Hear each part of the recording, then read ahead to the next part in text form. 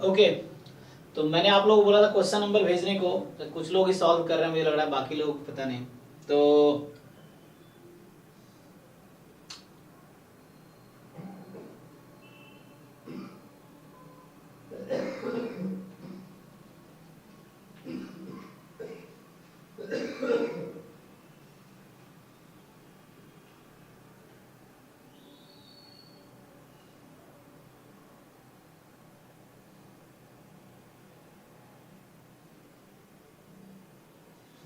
तुम अभी डाउट भेज रहे हो तो मुझे, चलो ट्राई करते हैं। तो ये क्या क्या डाउट भेजा है लोगों ने।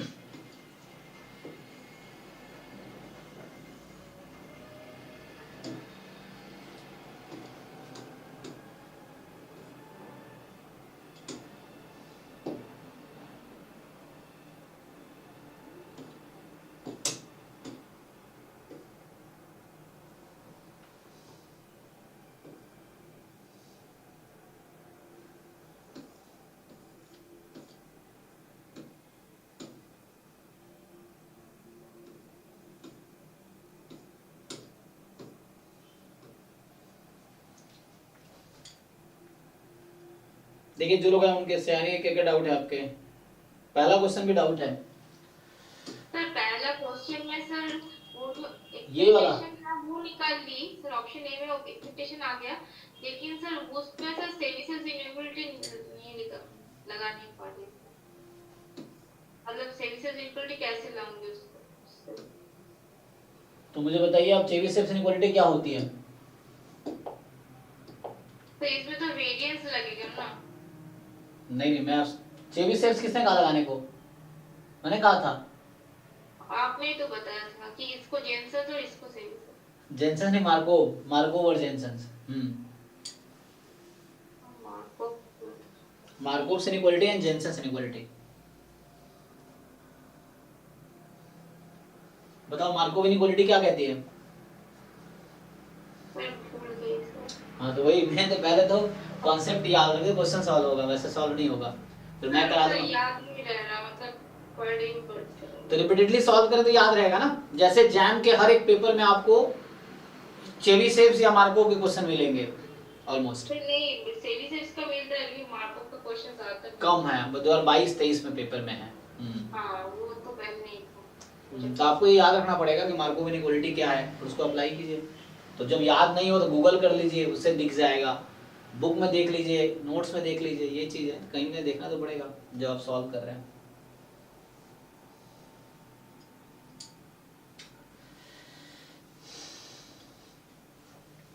तो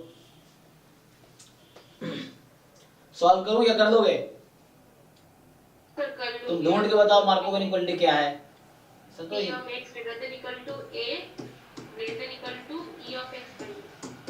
तो इसको याद रखा करो, है ना। ये हो गया, अब पुट करो, इनकी जगह 10 रखो, क्या दिक्कत है। नहीं आगे बताओ कौन सा ऑप्शन मैच करेगा।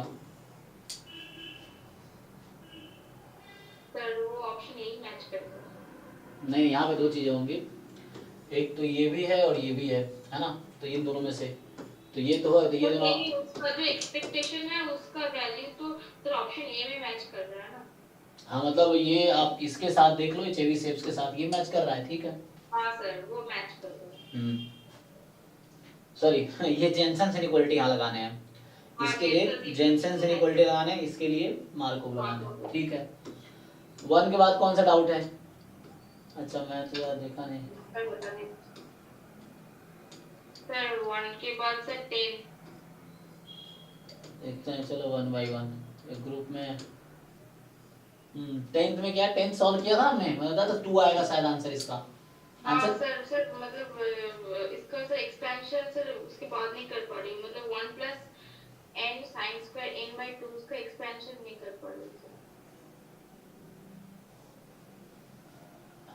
मतलब पहले तो 2 आ रहा है, फिर उसके बाद का सर एक्सपेंशन नहीं कर, sin स्क्वायर n by 2 का एक्सपेंशन नहीं कर पा रही। ठीक है, देखो इसका मैंने कहा था कि ये sin स्क्वायर तो बाउंडेड है, तो उसको k अज्यूम कर लो तो बाउंडेड से हो जाएगा। जैसे अगर मैं इसको लिखूं,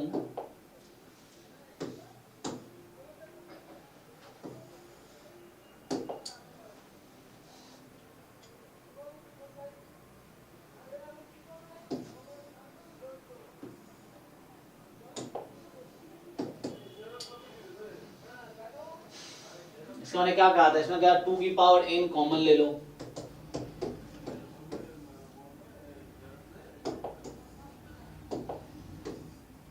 सो 2 की पावर n और इस पूरे की पावर यहां से कॉमन लोगे तो ये आ गया n कॉमन ले लो तो ये हो गया 2 minus cos 1/n।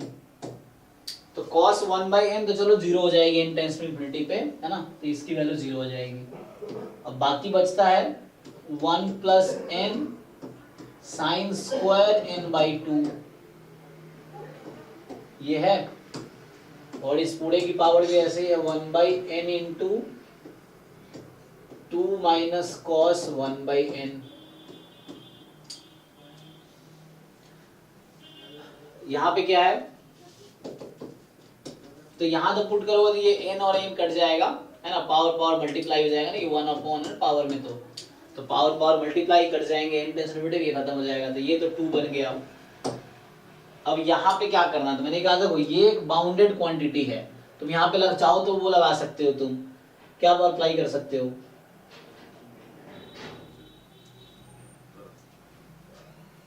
Sine square का रेंज क्या है 0 to 1, तो लेस देन इक्वल टू 1, और हाँ तो यहां से क्या आएगा 1 प्लस दिस, सो 1 की पावर ये कितना आएगा 1 की पावर n टेंस इनफिनिटी लगो तो 1 की पावर 0, 1 की पावर 0 क्या होता है 1 ही होता है।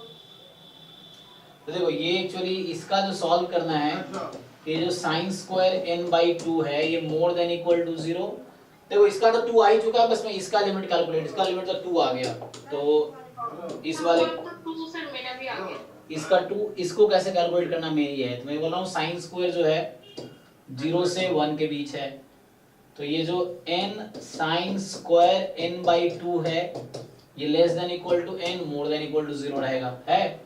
अब यहाँ पे क्या है, सो अगर तुम 1 plus n sine square n/2 है, सो ये less than equal to 1 plus n है, मोर देन इक्वल टू 1 है। अब इसको फिर से यूज करो तो इसको पावर लगा दो, सो 1 plus n sine square n/2 इस पूरे की power 1/n into 2 minus cos 1/n, सो 1 की पावर कुछ भी 1 ही रहेगी और लेस देन इक्वल टू हो जाएगा 1 प्लस n इसकी power 1/n into 2 minus cos 1/n, तो ये तो 1 है। अब ये लिमिट निकालना आता है, इसका लिमिट निकाल लो n टेंस टू इंफिनिटी पे, कैसे निकालोगे, देखो ये भी कर देता हूँ सॉल्व में, अगर डाउट है तो पूरा सॉल्व कर दूंगा, लेकिन तुम्हें बोलना पड़ेगा, है ना, ये है, अगर तुम नहीं बताओगे तो कैसे सॉल्व करेंगे। So L is equal to 1 plus n,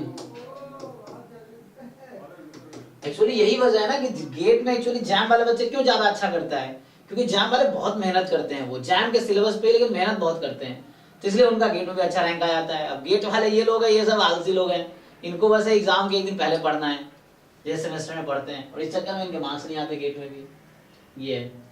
अब जो बच्चा पूरे साल मेहनत कर रहा हो बेवकूफ थोड़ी है, ये चीज है।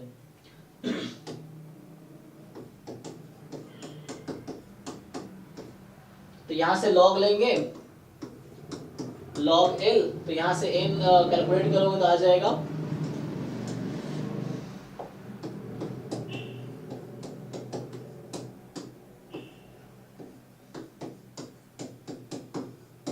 ये हो गया। अब यहाँ पे एल हॉस्पिटल रूल लगाओ, तो इसको तो हटा सकते हो n टेंस इनफिनिटी पे, इसकी वैल्यू तो 2 माइनस 1, n टेंस इनफिनिटी पे cos 0 1 होती है, तो ये 1 हो जाएगी, इसको हटा सकते हो। हाँ ये तो पूरा 0 ही हो जाएगा ना, क्या आएगा, n टेंस इनफिनिटी लगाइए क्या होगा, तो ये 0 हो जाएगा, कैसे, क्योंकि 1/n है, हाँ लेकिन log 1 log भी तो है, log 1 प्लस n क्या होगा, तो इनफिनिटी बाय इनफिनिटी और एल हॉस्पिटल रूल लेगा जी, तो लगाइए ना, आप लगाते क्यों नहीं, लगाइए उसको, एल हॉस्पिटल बताइए क्या आएगा। जब ये 1 हो गया, इसको हटा दो, है ना, इसकी लिमिट जस्ट 1 हो जाएगी, तो यहाँ बचा अभी log 1 plus n upon n, L hospital rule लगाओ, तो 1/n प्लस 1 आ गया, जो कि 0 आ गया। तो log l बराबर 0 आ गया, तो l की वैल्यू कितनी आ गई, 1 आ गई। तो इसका मतलब है कि इसकी लिमिट भी 1 आ गई और ये ऑलरेडी 1 है। तो आपको सैंडविच थ्योरम पता होगा, स्क्वीज थ्योरम पता होगा कि an less than bn less than cn, an and cn दोनों की लिमिट 1 है, तो bn की लिमिट क्या होगी, तो यहां से इसका आंसर हो गया, ये इस टर्म की लिमिट है 2, इस टर्म की लिमिट मैंने निकाली 1, तो 2 इंटू 1 बराबर 2। ये सब आपको खुद को कैलकुलेट करना पड़ेगा। अभी क्या मैंने सॉल्व कर दिया, अब आपको लगा कि ठीक है आपको समझ, मैंने बताया समझ आया, अब आप खुद से सॉल्व करके देखो स्टार्टिंग क्लास के बाद, जब भी हो, जब आप रिवीजन कर रहे हो, मतलब मैं क्या बोलता हूँ, दूसरी तीसरी चौथी पांचवी बार सॉल्व करो, ताकि जो गलत फहमियां है वो दूर होती रहे ना, कि आपको सारे क्वेश्चन सॉल्व करना आता है। जब आप देखोगे तीसरे चौथे पांचवें बार में भी आपको 3-4 क्वेश्चन ऐसे होंगे जो सॉल्व नहीं होंगे, लेकिन ये पता कब चलेगा, एग्जाम हॉल में जाकर सीधा, क्योंकि पहले तो आपने 5वीं बार किए नहीं सॉल्व, तो एग्जाम हॉल में जाकर समझ आएगा ये कॉन्सेप्ट तो मुझे आता ही नहीं है, ये कॉन्सेप्ट तो पता ही नहीं मुझे, ये क्वेश्चन मुझसे हो ही नहीं रहा है, क्योंकि ये टॉपिक नहीं पता मुझे, या तो डेफिनेशन नहीं पता या थ्योरम नहीं पता, ये चीजें हैं।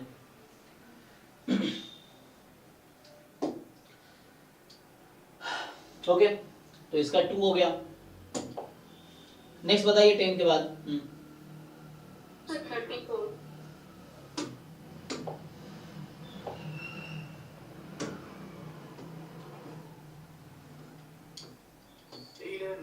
11 एक्चुअली कल ही मैंने सॉल्व किया था जैम बैच डाउट क्लास में, देखो करते हैं ट्राई। तो जो 11th है यह है कि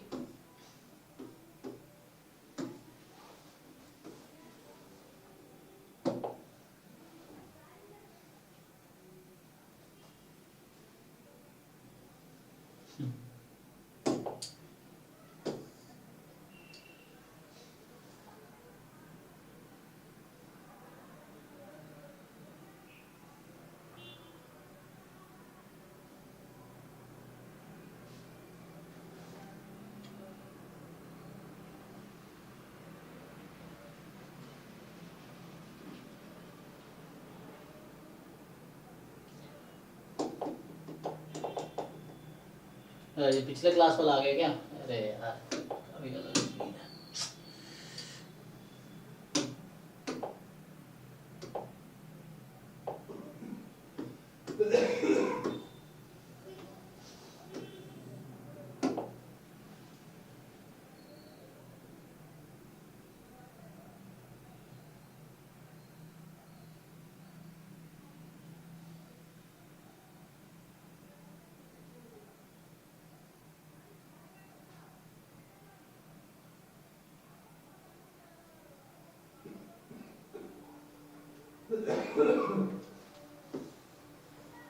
तो यहाँ पे क्या देखिए 11th में जो है कि आपको क्या करना है, अभी आप इसको पोलर फॉर्म से सॉल्व कर लो, ठीक है, पोलर फॉर्म में ट्राई करते हैं। डायरेक्ट इंटीग्रेट करेंगे थोड़ा सा मुश्किल होगा, पोलर फॉर्म में कर लेते हैं। तो ये जो i है ये 4 टाइम 1/√2, अच्छा इसको मैं सीधा सीधा पोलर फॉर्म में लिख देता हूँ ना, तो सीधा सीधा पोलर फॉर्म में लिख देता हूँ। सो 1/r और ये r हो जाएगा 1/r और ये हो गया r dr d theta, transformation मतलब जैकोबियन की वैल्यू बाहर आती है। अब यहाँ मेन है लिमिट लिखना, तो लिमिट लिखने के लिए हमें क्या करना पड़ता है, आप देखिए कि आपको क्या क्या गिवन है क्वेश्चन में। सो क्वेश्चन में जो गिवन है कि y की जो वैल्यू है y इज √1 - x² से x तक, ठीक है। तो यहाँ से क्या आएगा, तो यहाँ आपके पास अगर ग्राफ बनाऊं रफली में, तो एंड पॉइंट और x की वैल्यू जो है 1/√2 से 1 तक है, तो एंड पॉइंट जो है y बराबर √1 - x², तो x² + y² इज 1। एक तो ये आ जाएगा, यहाँ एंड पॉइंट है y बराबर x, ठीक है, तो यहाँ y बराबर x। अच्छा यहाँ से क्या आ जाएगा, r² इज 1, है ना, तो r की वैल्यू 1, और यहाँ से r cos थीटा बराबर r sin थीटा, तो cos theta is equal to sin theta, theta कहीं ना कहीं π/4 जैसा आएगा। ये तो जैसे मैं लिमिट के आइडिया लेना चाह रहा हूँ कि लिमिट क्या आएगा। अभी ग्राफ बनाते हैं इसका, देखो। सो ये है, लेकिन यहाँ पे y इस सर्कल से स्टार्ट होके x तक जा रहा है, यूनिट सर्कल। तो y की वैल्यू जो है यूनिट सर्कल टू x है ना। ये सर्कल y बराबर दिस 2x, और x की वैल्यू कहाँ है 1/√2 से 1। तो आपको पहले लिमिट देखना है क्या होगा। ये ग्राफ है y is equal to x, ये ग्राफ है x square plus y square is 1। अब क्या करते हैं, इंटरसेक्शन पॉइंट निकाल लीजिए। इंटरसेक्शन पॉइंट निकालेंगे तो 2x स्क्वायर 1, x बराबर 1/√2। तो यहाँ 1/√2 है x की वैल्यू, और x की वैल्यू 1/√2 से 1 तक है, और x यहाँ 1 है, ये तो यहाँ पे 1 है, ये 1 है। तो मुझे क्या करना है, कौन सा रीजन लेना है, सर्कल से लाइन वाला, सर्कल से स्टार्ट होके लाइन तक, सर्कल से लेके लाइन। लेकिन x की वैल्यू 1/√2 से 1 है ना, तो x तो मेरा 1/√2 से 1 है, यही वाला है।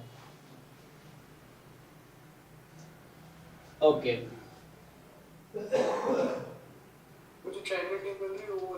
ये नहीं, उस साइड वाला। अच्छा आपको लगा ये वाला, ये सर्कल से बाहर, सर्कल के बाहर कह रहे हैं आप? हाँ, सर्कल से बाहर और स्ट्रेट लाइन के अंदर। हाँ, ये वाला। ओके, एक मिनट। तो यहाँ पे मैं क्या कर रहा हूँ, अच्छा हाँ सॉरी, y ना x देख रहा हूँ, y बराबर सर्कल टू x ना। तो ये y एक्चुअली वर्टिकल होता है ना, ये y है ना, तो y सर्कल से लेके लाइन तक, ठीक है, y सर्कल से लाइन तक x 1/√2 से 1, ठीक है। तो आपका ये रीजन आ गया, ये this is the reason. Okay, अब यहाँ लिमिट क्या करनी है, देखो। तो आप यहाँ सोचो, ये जो रीजन है इसमें कहाँ रेडियस कहाँ है, 1 से स्टार्ट होके कहाँ तक जाएगी, रेडियस 1 से स्टार्ट होके कहाँ तक जाएगी?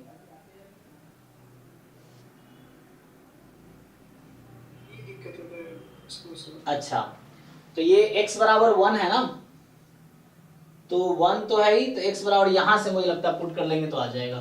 तो यहां से क्या आ जाएगा, x को आप क्या रखेंगे, r cos थीटा, इससे आ जाएगा। मैं सॉल्व करके प्रॉपर सॉल्व करके दिखाता हूँ, आंसर आना चाहिए। तो x को रख देंगे, होगी 1 to, ये लिमिट आपकी आएगी, अरे यार क्या है, 1 to sec थीटा। अब करके देखो क्या आता है, अब आ जाएगा आंसर डायरेक्टली, क्योंकि ये रेडियस 1 है ऑलरेडी है सर्कल पे, मैं 1 रेडियस के बाहर जा रहा हूं, तो 1 से लेके इसके अलोंग मेरा sec थीटा मिल रहा है। तो यहां से आएगा i बराबर 4 टाइम 0 to π/4। मैं पूरा आंसर निकाल देता हूं ताकि कंफ्यूजन ना हो।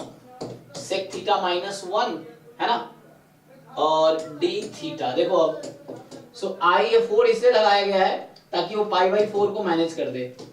4 टाइम इसको इंटीग्रेट करो, अब इंटीग्रेट करोगे आप, सो एक्चुअली ये आएगा log sec theta plus tan theta minus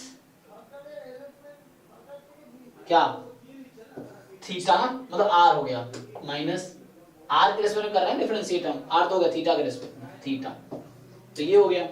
अब थीटा की वैल्यू है 0 से π/4। अब आसान है, देखो यहाँ से डायरेक्टली आंसर आ जाएगा। सो अब क्या है कि i is equal to 4 time, अब 0 से π/4 रखो जैसे पहले किया था, log,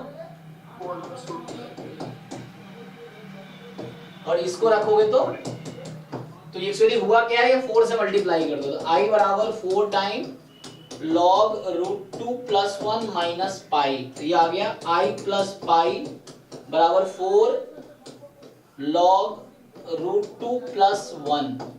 तो यहां से मुझे क्या चाहिए, e की पावर i प्लस पाई था ना, तो इसको मैं लिख सकता हूं, देखिए ध्यान से, इसको मैं लिख सकता हूं log √2 + 1 की पावर 4, ऐसा लिख सकता हूं।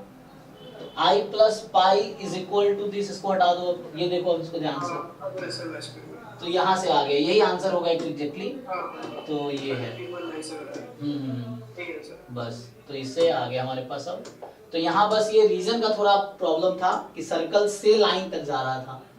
तो ये e की पावर i प्लस पाई जो आएगा √2 + 1 की पावर 4। ये कैलकुलेटर से कैलकुलेट कर लो, यही आंसर है। ठीक है, दिस इज फाइन। अभी कोई कंफ्यूजन है किसी को तो बताओ। अब ये फाइन मतलब ये फाइनल सॉल्यूशन है, तो ये है।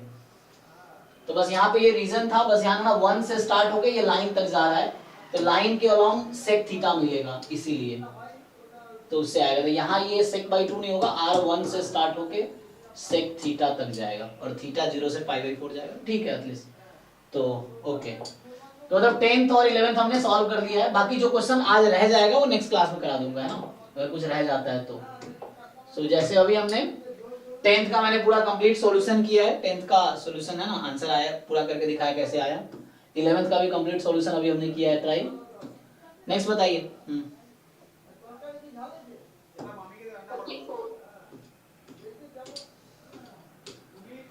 सो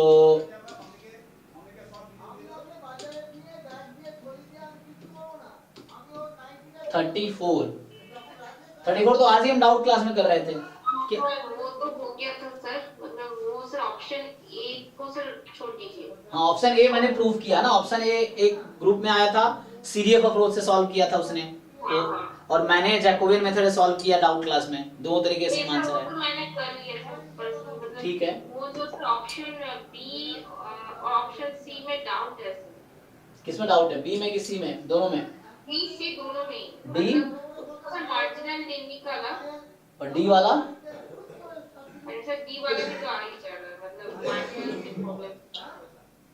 चलो मैं तो ए तो मैंने अभी डाउट क्लास में हमने इसको सॉल्व किया ए में, आज के डाउट क्लास में। तो डाउट क्लास 127 डाउट क्लास जो है आज 127 होगा ना, तो उसमें सॉल्व किया एक था। चलिए बी ट्राई करके दिखाता हूँ। बी हालांकि आसान है, तो आपको क्या करना है देखिए,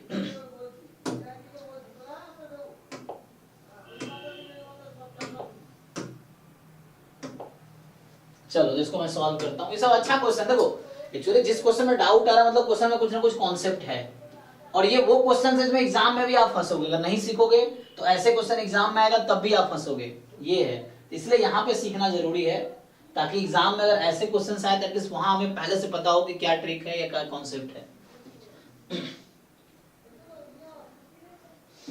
तो वही सीखना है आपको। देखिए तो मैं बी पार्ट करता हूं सॉल्व। तो जो बी पार्ट है कि प्रोबेबिलिटी x + y > 4।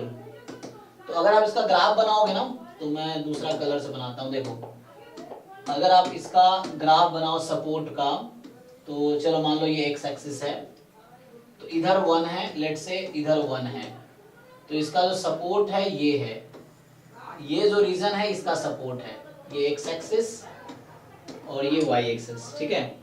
तो ये x एक्सिस और ये y एक्सिस, ये आपका सपोर्ट है। तो ये सपोर्ट है इसमें, और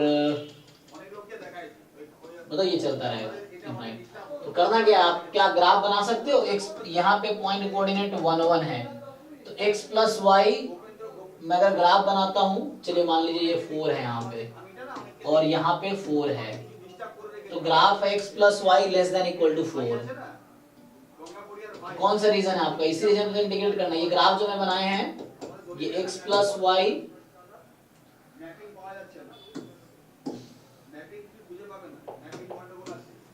देखो मैं अच्छे से बना देता हूँ दोबारा। मैं ये कहना चाह रहा हूँ कि आप जब ग्राफ बनाओगे तो ये 4 है, मान लीजिए ये 4 है, और आपका जो सपोर्ट है ना 1 1 से स्टार्ट है, 1 1। सो इसका जो सपोर्ट है ये है, this is support of this joint distribution, और इसमें आपका जो रीजन आ रहा है वो ये वाला है। So you have to integrate. अच्छा ये < 4 बोला है ना, तो एक काम भी तो कर सकते हैं, अगर बी ऑप्शन मुझे चाहिए तो मैं लिख दूंगा 1 - प्रोबेबिलिटी x + y < 4, ये भी कर सकते हैं। तो 1 - जॉइंट पीडीएफ, जॉइंट क्या है 4/4 x + y का होल क्यूब dy dx। जब आपने कॉम्प्लीमेंट ले लिए तो x + y < 4, ये रीजन है। क्या इस रीजन पे मैं इंटीग्रेट कर सकता हूं?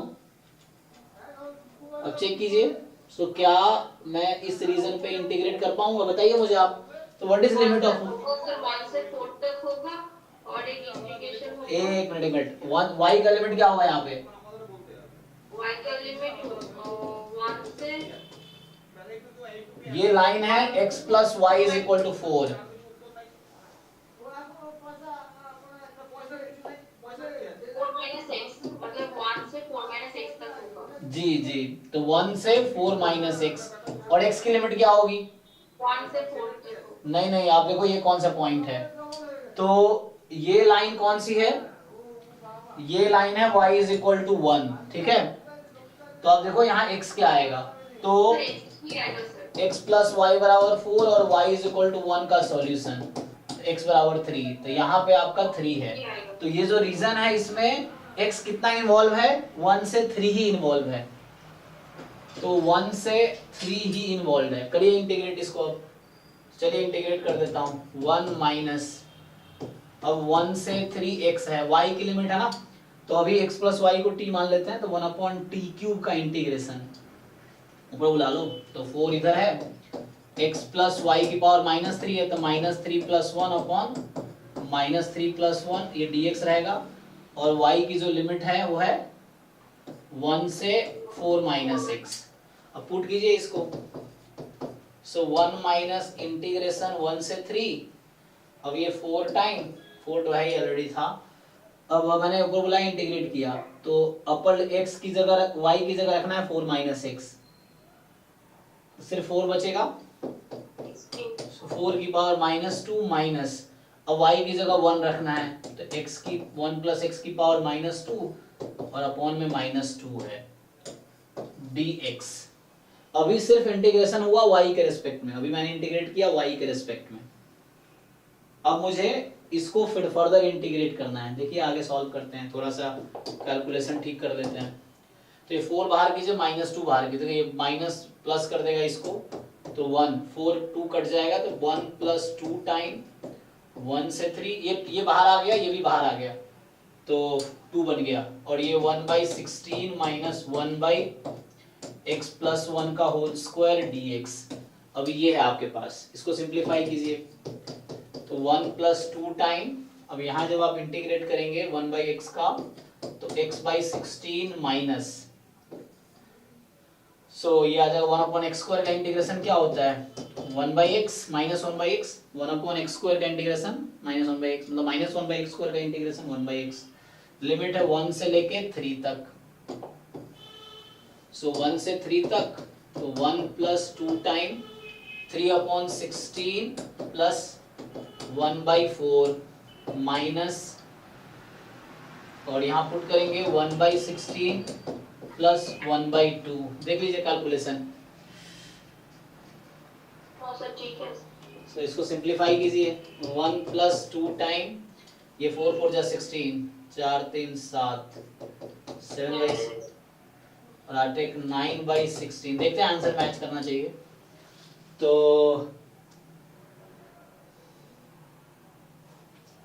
ठीक है ना, ये 16 ही था।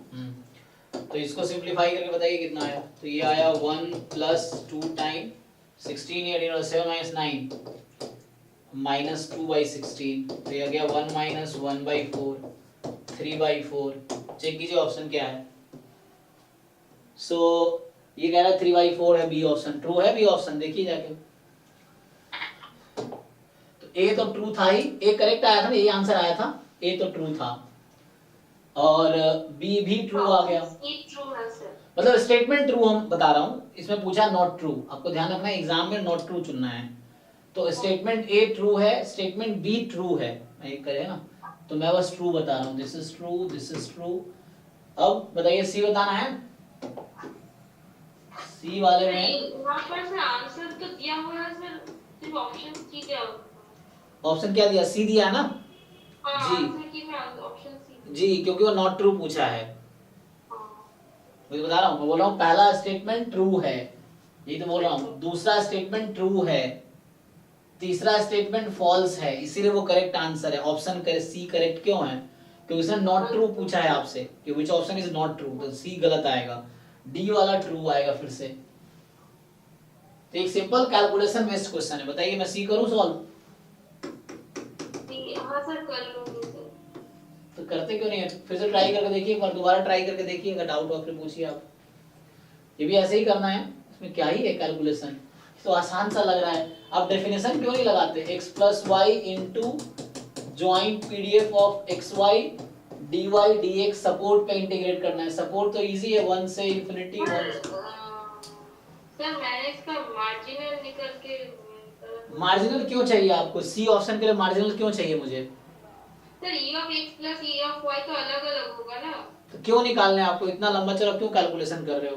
आपने ये कॉन्सेप्ट पढ़े होंगे ना कि expectation of g x y क्या होता है, फंक्शन ऑफ एक्स वाई है तो इसका एक्सपेक्टेशन का फॉर्मूला क्या होता है। ठीक है से कर लूंगी सर। तो ये थोड़ा टाइम देंगे समझ आएगा ना। मार्जिनल निकालेंगे, मार्जिनल क्यों इतना लंबा चौड़ा कैलकुलेशन करेंगे। अब यहाँ है ये बहुत कॉम्प्लिकेटेड हो रहा है। 4 by x plus y cube d y d x, इस तरीके से आ जाएगा। और बस 1 से इंफिनिटी 1 से इंफिनिटी, ये एक कट गया, स्क्वायर बच गया, इतना आसान, बस इंटीग्रेट कीजिए आंसर आ जाएगा। सेम उसमें दोबारा सॉल्व करके देखिए, और जब तक आंसर ना आ जाए ये नहीं सोचना हो जाएगा कर लेंगे, मतलब अभी ठीक है लेकिन घर पे एक बार आप श्योर हो जाओ कि आपको सच में आपका आंसर मैच किया है कि नहीं किया है, क्योंकि ये सब कमियां एग्जाम में याद आएंगे फिर आपको। वहां अगर पूरा सॉल्व यहाँ नहीं कर रहे हो तो एग्जाम में भी शायद ही कुछ, मतलब वहां जाकर फंस जाओगे बीच में आप, क्योंकि आपको आएगा रास्ता तो पता ही नहीं, आपने घर पे सॉल्व किया ही नहीं। तो कई बार ऐसा होगा कि आपको पता नहीं चलेगा कैसे आगे होगा। तो घर पे जब हम सॉल्व किए होते हैं तो कॉन्फिडेंस रहता है कि हाँ इस तरह क्वेश्चन कर लेंगे, क्योंकि हमने ऐसे क्वेश्चन पहले भी सॉल्व किए हैं। तो एग्जाम में जब कोई क्वेश्चन दिखेगा जिस कॉन्सेप्ट पे, तो उस तरह क्वेश्चन पहले आपने किए हैं तो आपको लगेगा चाहिए तो हो जाएगा। अगर आपने आधे अधूरे किए तो वहां जाके आगे प्रॉब्लम होगी फिर वहां एग्जाम में, कि जहां तक घर पे किए वहीं तक होगा, आगे फिर आपको प्रॉब्लम हो सकती है। ठीक है, बताइए नेक्स्ट क्वेश्चन। 34 सॉल्व किया हमने। हाँ नेक्स्ट। तो नेक्स्ट है सर 43।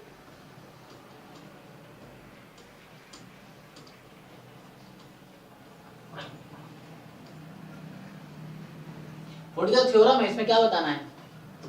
सर इसमें जो है ना नॉर्मल 0 i8, तो सर यहाँ पर सर मतलब ये थ्योरम सर म्यू और सिग्मा स्क्वायर के लिए वैलिड है। किसके लिए वैलिड है?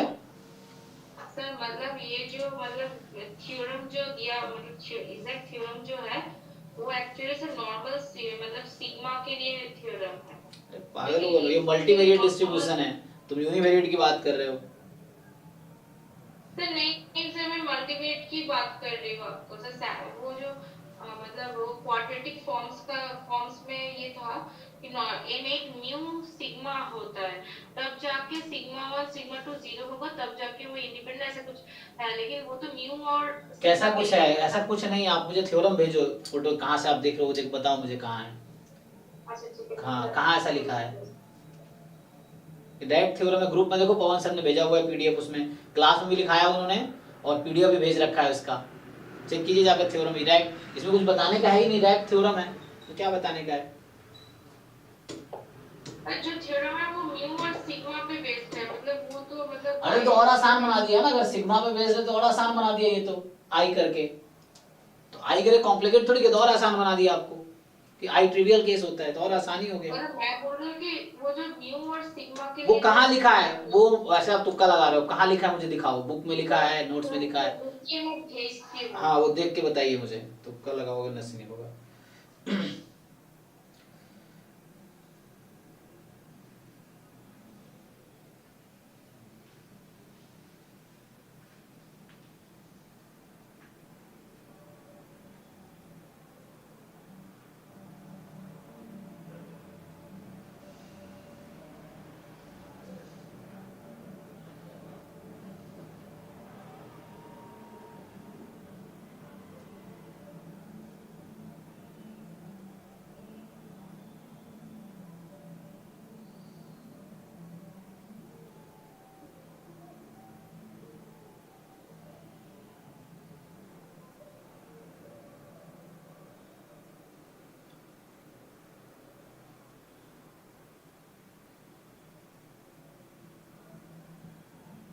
जब मैं मल्टीवेरिएट करवा रहा था ना, तो मैं भेज देता हूँ पीडीएफ, इन्होंने थ्योरम भेज रखा है उन्होंने, पवन ने ऑलरेडी।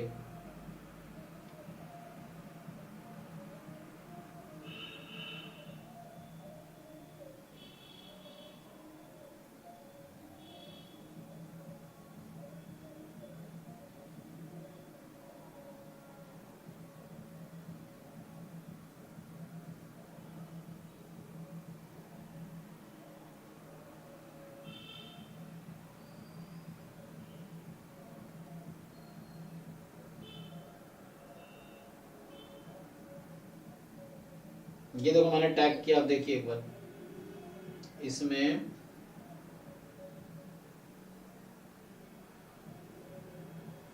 सर मैंने आपको भेजा है सर, देखिए। जी जी यहाँ पे ऐसा इसमें है, हाँ ये है ना, देखिए आपका स्टेटमेंट ट्रू जो दे रखा है ना।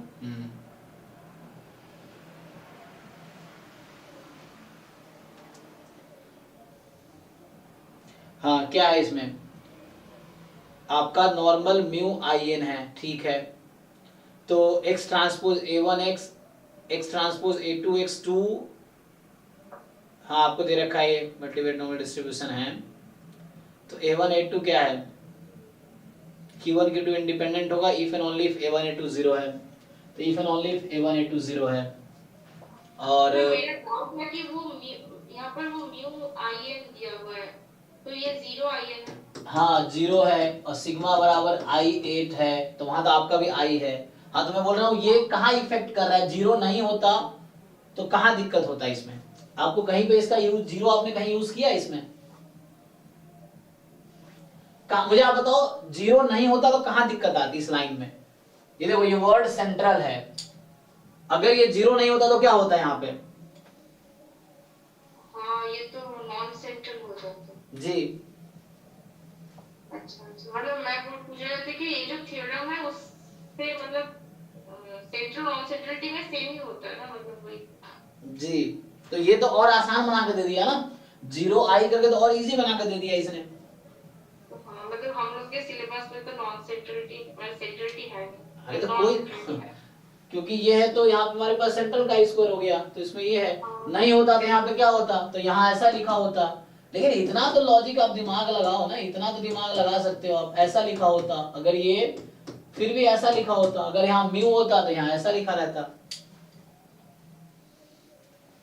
मतलब मैं इस थ्योरम से मतलब मैं मतलब और फिर भी आपने जो भेजे उसमें कहीं भी ये टर्म नहीं है, आप दिखाओ ये कहाँ लिखा है आपके क्वेश्चन में ऐसा चीज, इस ये थ्योरम कहाँ है आपने भेजा है वो, सर वहां पर तो A1 A2 दिया हुआ है ना। अरे तो वहां हाँ ठीक है, नॉन नेगेटिव पॉजिटिव फॉर्म है। हाँ तो यहाँ पे क्या डिस्ट्रीब्यूशन है इसका, डिस्ट्रीब्यूशन कहाँ लिखा है, नॉन नेगेटिव डेफिनेट मैट्रिसेस दिया हुआ है। हाँ डिस्ट्रीब्यूशन क्या है इसका, डिस्ट्रीब्यूशन तो है नहीं इसका। फिर अच्छा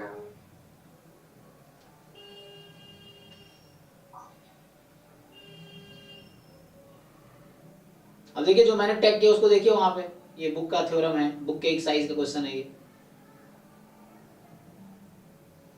लेकिन आपको ऐसा क्यों चाहिए, जो कहीं लिखा है वही कॉपी पेस्ट चाहिए, थोड़ा सा चेंज करता है तो आप अपने दिमाग में क्यों नहीं मॉडिफिकेशन करते हैं वो चीज, कि अगर ये दिया है तो क्या चेंजेस आएगा। सर यहाँ पर भी तो सेम ही दिया है। डिस्ट्रीब्यूशन लिखा है इसने, देखिए डिस्ट्रीब्यूशन कहीं लिखा है, एक्स ट्रांसपोज एक्स का डिस्ट्रीब्यूशन क्या लिखा है पहला पॉइंट में, सर ए का तो कोई डिस्ट्रीब्यूशन ही नहीं है। एक्स ट्रांसपोज एक्स का डिस्ट्रीब्यूशन क्या है, ये तो मैट्रिक्स है, अच्छा अच्छा नॉन सेंट्रल का स्क्वायर। अच्छा और 0 होने से क्या फायदा हो गया, 0 होने से सेंट्रल का स्क्वायर हो गया।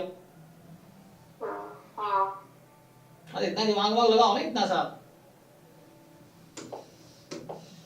सर आप जो बोल रहे हैं यहाँ पर जो प्रूफ दिया हुआ है, यहाँ पर इन लोगों ने सर मतलब ये सेंट्रल का स्क्वायर के लिए ये हो जाएगा, अदरवाइज नॉन सेंट्रल का स्क्वायर। सर इसको सर मतलब जो थ्योरम है इसमें से डायरेक्ट तो रिजल्ट में डायरेक्ट नहीं दिया हुआ, लेकिन इसका जो प्रूफ उन्होंने किया है तो यहाँ पर उन्होंने डायरेक्टली यहाँ पर डिस्ट्रीब्यूशन नॉर्मल लेके ही किया। किसका, इसका मतलब प्रूफ में जब मैं जो प्रूफ देख रही हूँ यहाँ पर एक्चुअल डिस्ट्रीब्यूशन पकड़ लिया, मतलब x प्राइम x को एक डिस्ट्रीब्यूशन नॉर्मल डिस्ट्रीब्यूशन सोच के इसका आंसर आया है। एक्स ट्रांसपोज एक्स का डिस्ट्रीब्यूशन नॉर्मल हो जाएगा। हाँ काय कुछ भी बोलते रहते हो। सर मैं आपको सर मैं प्रूफ दिखाती हूँ, इन लोगों ने ऐसे किया है सर। एक्स ट्रांसपोज एक्स का डिस्ट्रीब्यूशन नॉर्मल कैसे हो जाएगा, सर उन्होंने किया है तो मैं कैसे बोल सकती हूँ। तो वो गलत किया या आपको समझ नहीं आ रहा है, अब भेजिए उसमें कुछ अलग होगा, आप कुछ अलग समझ रहे हैं, थोड़ी दिमाग यूज करो ना ठीक से कि x का डिस्ट्रीब्यूशन नॉर्मल है तो x स्क्वायर का डिस्ट्रीब्यूशन नॉर्मल हो जाएगा, ये क्या लॉजिक है?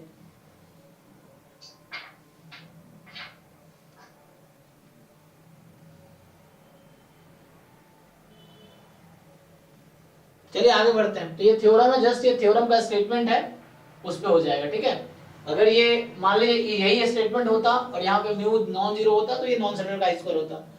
अगर सेंटर बनाना पड़ता तो फिर ऐसा लिखना पड़ता इसको। ये चीज है, ये जस्ट थ्योरम के स्टेटमेंट है कि यहाँ पे एप्सिलॉन 1 स्क्वायर बराबर मतलब sigma 1 square is sigma 1, sigma 2 square is sigma 2, the identity होगा और ये जीरो होगा। ये थ्योरम के स्टेटमेंट है डायरेक्ट क्वाड्रेटिक फॉर्म वाले टॉपिक का। हाँ जी, नेक्स्ट क्वेश्चन क्या था? 18।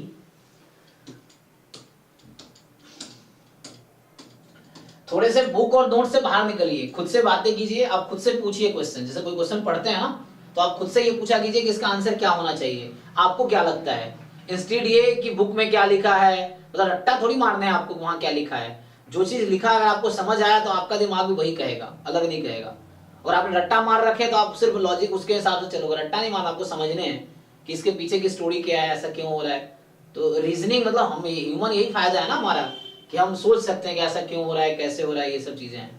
अब बुक में कहीं लिखा है रट्टा थोड़ी मारने है उसको कि यही होना चाहिए, एग्जैक्टली कॉपी पेस्ट होने चाहिए।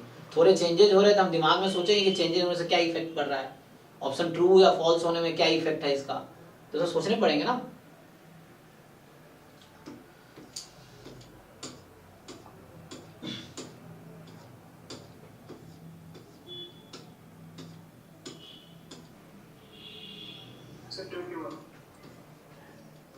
और मैं फिर से रिक्वेस्ट कर रहा हूं कि जो जो डाउट्स अभी भी सॉल्व अगर नहीं किए हैं तो एक बार अच्छे से सॉल्व करके रात को बैठ के कल 10, 11 बजे 12 बजे से पहले क्वेश्चन ग्रुप में भेज देना। ये नहीं कि 5-6 बजे भेज रहे हो, वो चीजें हैं।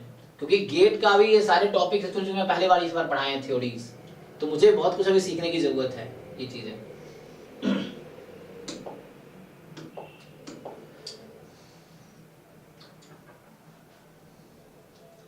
So यहाँ से क्या है, let 0 be the realization of the random sample of size 2 from binomial distribution with parameters 2 and p. H0 है p बराबर 1/2, H1 है p not equal to 1/2. Then observed value of the likelihood ratio test statistics. ये likelihood ratio test statistics निकालते हैं, इसका क्या आएगा। तो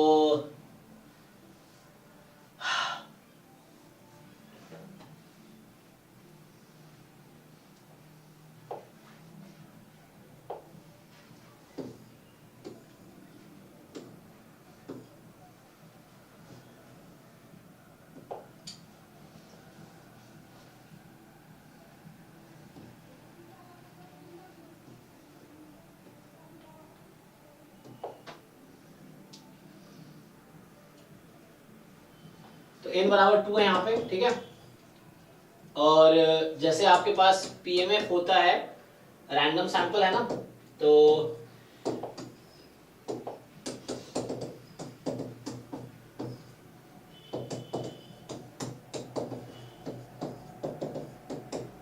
ये हमारे पास है बाइनोमियल 2p है ना, सॉरी, तो यहाँ पे होगा 2 - p n चूज 2 है ना, n 2 ही है तो 2 चूज x, सॉरी NCR या NCX, तो बाइनोमियल 2, p है। तो इसमें क्या आता है बताइए मुझे, इसका MLE क्या मिलता है बाइनोमियल p का, MLE क्या है यहाँ से, x/2 हो जाएगा। नहीं, ये लाइक्लीहुड फंक्शन अगर मैं LP निकालूंगा तो क्या होगा, 2 चूज xi, ये इसका product I from 1 to n, p की पावर समेशन xi 1 - p की पावर 2n कर दो, ये है ना, सो I from 1 to n। अच्छा n तो 2 ही है हमारे पास, क्या कर रहा हूँ, n2 है ना, I from 1 to n, n तो जस्ट 2 है। अरे यहाँ वैल्यू बता रखा ना आपको, तो एक मिनट, हाँ क्या कर रहा हूँ, देखो ध्यान से। तो यहाँ पे मुझे तो वैल्यू बता रखा है कि x1 की वैल्यू 0 है और x2 की वैल्यू 2 है, जो आप कह रहे थे ना। यहाँ पे 0 to be the realization of random sample of size 2 from binomial distribution with parameter 2p। तो यहाँ तो है, तो यहाँ लाइक्लीहुड फंक्शन, यहाँ पे क्या होगा, जब डिस्क्रीट में आपको वैल्यूज दे रखी हो तो लाइक्लीहुड फंक्शन होगी probability x1 is equal to 0 into x2 is equal to 2। ये निकालो जरा। तो जब आपको ऑब्जर्व वैल्यू दे रखी हो तो लाइक्लीहुड फंक्शन ये है यहाँ पे। तो इसका क्या आएगा, x1 x2 दोनों का डिस्ट्रीब्यूशन बाइनोमियल 2p है, तो 2c 0, तो यहाँ तो 0 सक्सेस है, तो 1 माइनस p का स्क्वायर, और x2 बराबर 2, तो x2 बराबर 2 का मतलब कितना, p का स्क्वायर। अब मुझे ये बताइए, अगर मैं आपसे पूछूं कि व्हाट इज द, ये आपका ना मतलब ये लाइक्लीहुड फंक्शन है और इसका डोमेन है, यहां दे रखा मुझे 0 से 1, ओपन 0 से 1 है, ठीक है, ये डोमेन क्लोज नहीं है, तो एंड पॉइंट पे मैक्सिमम मिनिमम यहां नहीं मिलेगा। तो आपको मैं ये पूछना चाह रहा हूं कि suppose this is the function gp, ये चलो lp तो है ही, सो l डैश p को आप 0 पुट करोगे तो p की वैल्यू कितनी आती है, हाफ। Okay fine. देखो मैं उस तरीके से पहले जो कर रहा था क्यों नहीं किया, क्योंकि ऑब्जर्व वैल्यू दे रखी है, तो मुझे n के टर्म में नहीं चाहिए, यहाँ पे सिंपली वैल्यू दे रखी है मुझे, तो ये लाइक्लीहुड फंक्शन है। अच्छा इसमें जैसे कर रहे थे ना, उससे थोड़ा सा कॉम्प्लिकेटेड फॉलो है। हाँ वो कॉम्प्लिकेट है, तो उससे नहीं जाना, मेन अप्रोच सही यही है कि हमें इसीलिए इन्होंने दिया वैल्यू ताकि आप इजीली कैलकुलेट कर सको इजी वे में। अब देखिए यहाँ से, तो यहाँ से मैंने क्या कैलकुलेट कर लिया, और ये क्या है पता है आपको, ये क्या आया, दिस इज व्हाट मैं आपसे निकलवा रहा था mle ऑफ p, और ये आया 1/2, मैक्सिमम लाइक्लीहुड एस्टिमेटर आ गया 1/2 आ गया। mle क्या होता है, the value of parameter that maximises the likelihood function, so p is equal to 1/2 is the value of p that maximises the likelihood function. mle मिल गया मुझे। अब आइए, अब आपको टेस्ट करना है, p बराबर 1/2 ये h0 है वर्सेस p बराबर p नॉट इक्वल टू 1/2 ये h1 है। आप मुझे बताइए likelihood ratio test statistics, critical region क्या होता है लाइक्लीहुड रेशियो टेस्ट से, रिजेक्ट h, हाँ हाँ likelihood function under h0 upon likelihood function under h1 less, तो हमारा टेस्ट स्टैटिस्टिक्स यही है। तो मेनली जो p का काम है वो ये है LH0 अपॉन LH1, तो LH0 में मुझे p की जगह, ये LP है ना, तो इसमें p की जगह मुझे रखना है 1/2, और चूंकि ये सिंपल वर्सेस कंपोजिट है तो आपको याद है लाइक्लीहुड, हाँ mle यूज करते हैं, यस।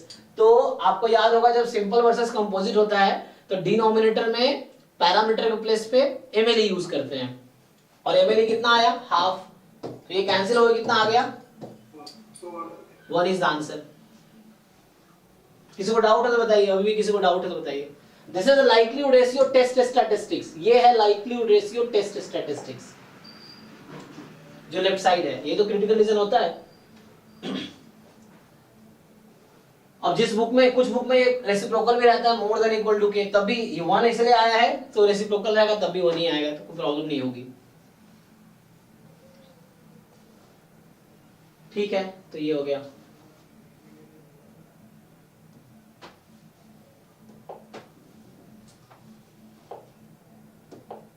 ओके तो ये हो गया, नेक्स्ट बताइए।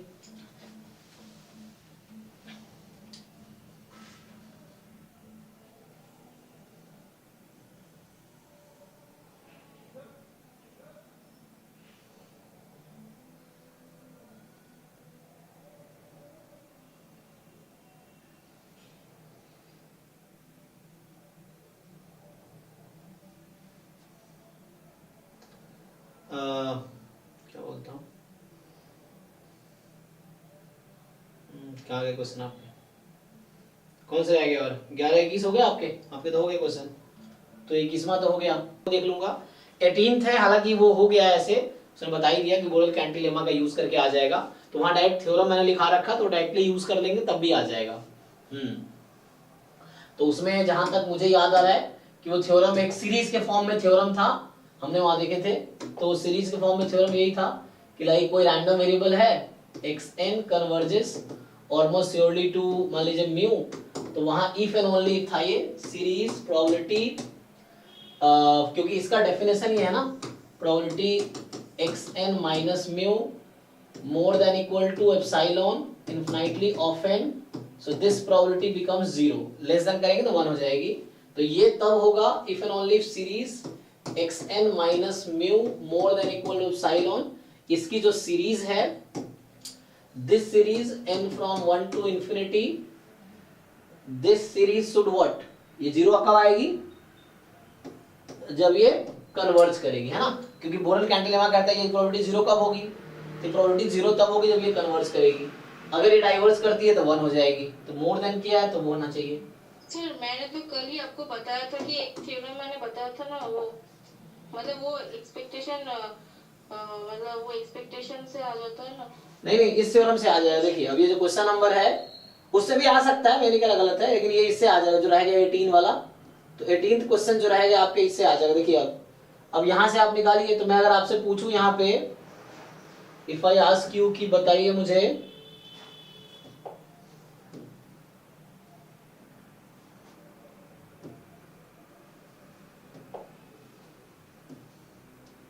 तो ये थ्योरम मुझे अभी है ना याद आया, जो बताया उसने, वरना भूल जाते हैं कई बार। तो यहाँ पे क्या है, for all epsilon more than zero, epsilon में कुछ भी वैल्यू मोर देन जीरो, तो probability xn minus zero, zero क्यों ले रहा हूँ क्योंकि यहाँ पे कन्वर्जेस टू जीरो कह रहा है ये, so this is less than epsilon करेंगे तो इसमें सिर्फ xn के पास दो वैल्यू है, जीरो या 1, जो xn का सपोर्ट है ना वो या तो जीरो है या 1 है, दो ही तो है। तो एप्सिलॉन आप कुछ भी पॉजिटिव ले लो, इसके सपोर्ट में क्या आएगा, मॉड x लेस देन 1 कब होगी, जब xn जीरो होगा, और इसकी प्रोबेबिलिटी कितनी आ जाएगी 1 माइनस n की पावर 2 अल्फा। तो यहां से mod xn minus zero more than equal to epsilon करोगे तो इसका कॉम्प्लीमेंट है 1 बाई n की power 2 alpha, this is a logic, ठीक है। तो यहां से ये मैंने निकाल लिया। अब ये थ्योरम कहता है, अब वहां जाके ना जो थ्योरी मैंने पढ़ाए हैं बैच 5 में, वहां जाके देखिए तो वहां आपको क्लियर हो जाएगा सारे थ्योरी की वहां क्या मैंने यूज किया है, ये सब क्वेश्चन पहले भी कर चुके हैं हम लोग। सो यहां से क्या है, सो ये होने चाहिए, तो समेशन, अब मैं अगर थ्योरम लिखूं कि xn converges almost surely to zero if and only if series mod xn minus zero more than equal to epsilon, this probability should converge n from 1 to infinity. हाँ अब मुझे भी याद है, आईएसएस के भी एक दो क्वेश्चन इस पे हमने किए थे उस दिन जो क्लास कर रहे थे जब हम। तो यहां से आ जाएगा इफ एंड ओनली इफ, ये आया 1 बाई n की पावर 2 अल्फा इज फाइनाइट। अब ये सीरीज का फाइनाइट होगी तो पी टेस्ट कहता है कि 2 alpha has to be more than 1, तो alpha has to be more than half. तो वो जो क्वेश्चन में आपको सेट दे रखा है, देख लीजिए प्रॉपर सॉल्यूशन आ ही गया। तो n की पावर 2 अल्फा, अरे ओके सॉरी, यहां बोला है कि s जो सेट है, s सेट वो अल्फा है जिसके लिए कन्वर्ज कर रही है जीरो पे, तो इसमें alpha positive such that alpha is, यहां निकल के आया more than equal to 1/2, more than 1/2। तो अल्फा की मिनिमम वैल्यू क्या है, मोर देन अल्फा वेट कह रहा है ना, तो इसमें जो मिनिमम वैल्यू अल्फा की आएगी तो ये सेट ये निकल के आया कि अल्फा मोर देन 1/2, तो इनफिमम लेना है इसका। तो इनफिमम क्या होता है, ग्रेटेस्ट लोअर बाउंड, हाँ ग्रेटेस्ट लोअर बाउंड। तो इसमें 1/2 is the smallest value, set में बिलोंग नहीं करेगा, लेकिन 1/2 जो है ग्रेटेस्ट लोअर बाउंड है, लोअर बाउंड जो लार्जेस्ट है इनफिमम। तो infimum of set S is 1/2।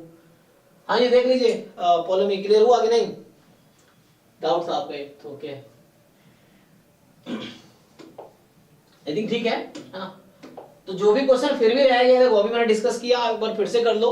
जो क्वेश्चन रह गया कल फाइनली सुबह आप वो क्वेश्चन मुझे पोस्ट करना जो 2021 में अभी भी रिमेनिंग रह गया है, तो वो कल करा के फिर मैं कल 2000 फिर 20 का डिस्कशन करेंगे, 2020 का गेट का जो PYQ है वो डिस्कस करेंगे कल डाउट कराने के बाद 21 का।